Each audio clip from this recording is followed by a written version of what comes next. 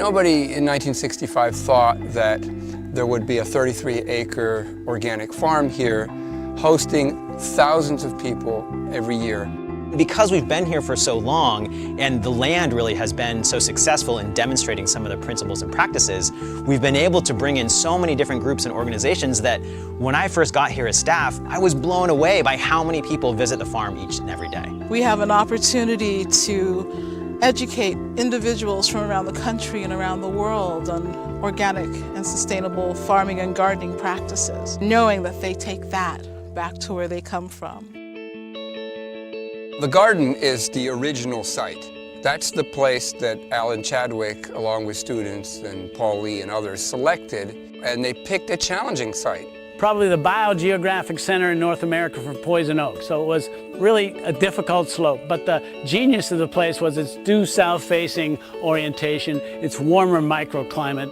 And Chadwick, being the dramatist, wanted to make a statement. You can do this with skilled labor and good practices. Chadwick took this as a matter of his free-spirited personality. He went out and bought his own spade downtown, and he picked out the slope right here and started to dig. And everybody went, who the hell is that? And who gave him permission? Where did he get the spade? So anyhow, he just went at it. Dean McHenry himself was a Lompoc farm boy, and he had a respect for and understood the agricultural lifestyle. Once in a while, the chancellor would get some criticism about Alan. My favorite one is when they criticized Alan for planting by the moon. How are you handling a cult on your own campus? The chancellor said, my father was a farmer and he planted by the moon. That shut them up. He was a riveting personality. He had one foot in the theater, drama, and one foot in horticulture, world-class horticulturalist. And he fused the two together and taught in a way that was very oral and demonstrative. I think one of the finest things he represented was a sacramental relation to nature. Alan, in effect, worshiped nature, and he transmitted that to the students just in the moment when they needed that. If you're here during the crepuscular hours, the dawn and dusk hours, when the birds are out chirping, and you were to walk through just before the main slope when there's citrus on both sides and they're in bloom, you get this overwhelming fragrance of citrus walking through the garden. That's something that I'll keep with me for my whole life. So that was the original site, but in the early 1970s, the students wanted to take their show onto a larger space. They wanted to go from gardening to farming.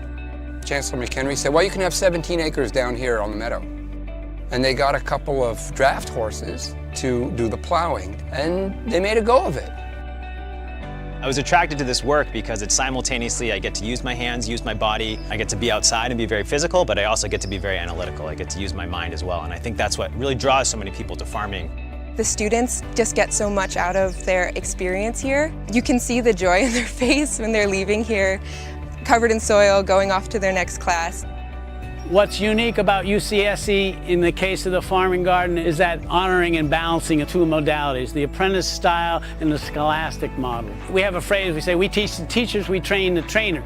We work with undergraduates and we have kind of a student farm. We also work with folks that have graduated from university in our apprenticeship program and are maybe beginning farmers and gardeners. We also do university high-level academic research. We also work with the community. We also partner with organizations to work with K-8 and high school age youth that are interested in engaging with sustainable agriculture. It's that steady stream of people coming through here that I find inspirational, that and the fruit.